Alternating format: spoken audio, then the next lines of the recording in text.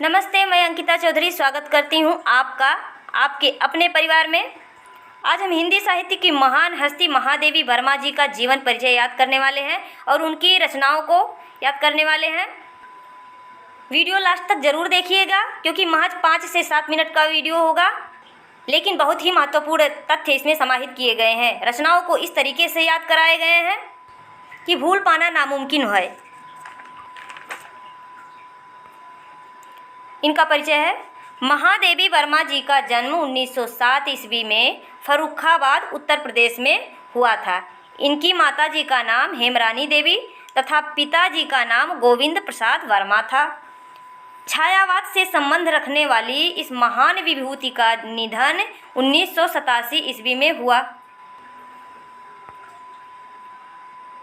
पहले इनके महत्वपूर्ण रचनाओं को हम याद करेंगे और इस तरीके से याद करेंगे कि याद करने में भी सहजता होगी और याद भी हमेशा के लिए हो जाएगा। जैसे निहार रश्मि नीरजा सांध्य गीत यामा दीप शिखा सप्त पड़ा प्रथम आयाम अग्नि रेखा। इन सारे की सारी रचनाओं का क्रम भी ऐसे ही है, इसी क्रम में इनका प्रकाशन भी हुआ है। इस तरह से पढ़िएगा कि इनके अंत में जो भी मात्रा आए वो सेम आए। जैसे हमने कहा निहार रश्मि नीरजा, यहाँ आ का मात्रा आया। सांध्य गीत यामा में भी आ का मात्रा आया।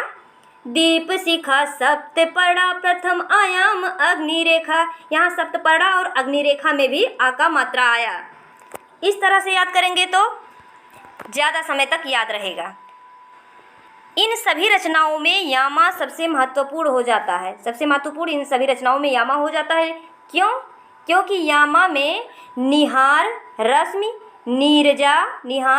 नीरजा तथा सांध्य गीत के महत्वपूर्ण गीतों का संकलन किया गया है। किसमें? यामा में। इसीलिए यह बहुत ही महत्वपूर्ण हो जाता है। और यामा को 1982 ईस्वी में ज्ञानपीठ पुरस्कार भी प्राप्त हो चुका है।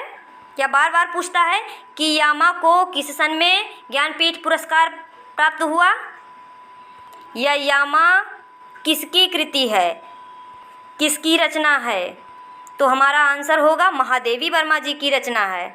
इनकी अन्य रचनाओं को देख लेते हैं।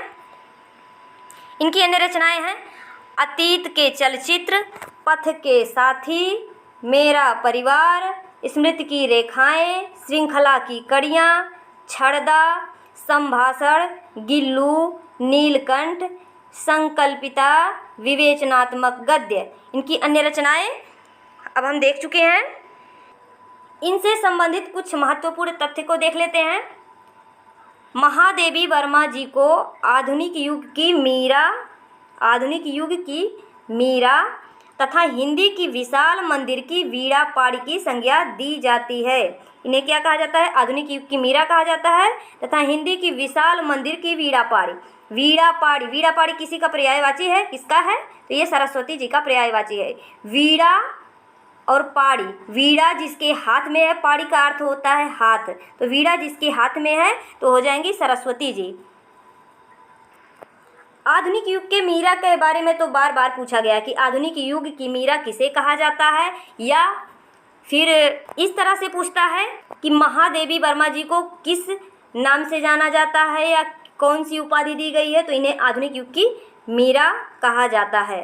देखिए यहाँ यामा के बारे में मेंशन कर दिया गया है। इनकी काव्य संग्रह यामा को 1982 ईस्वी में ज्ञानपीठ पुरस्कार प्रदान किया गया।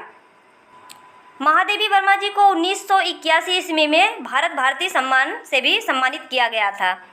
तो अब बारी है आज के सवाल की, आज के प्रश्न की, जिसका आंसर आपको कमेंट बॉक्स में देना है।